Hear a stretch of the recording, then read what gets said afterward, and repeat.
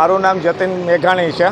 હું ટાવર ચોકની અંદર એક વેપારી તરીકે મારો વ્યવસાય છે અને આ જે ટાવર ચોકની અંદર જે શૌચાલય જે છે એ સયાજીરાવ ગાયકવાડ મહારાજ સાહેબના વખતનું શૌચાલય છે અને એ નગરપાલિકાની અંડરમાં આવેલું છે, એટલે કે જાહેર શૌચાલય છે। એ જાહેર શૌચાલયને 5 વેપારીઓ દ્વારા બંધ કરી દેવામાં, આગળ દિવાલ ચણીને આગળ લોખંડનો દરવાજો મૂકીને કોઈને પણ અંદર જવા દેવામાં આવતા નથી।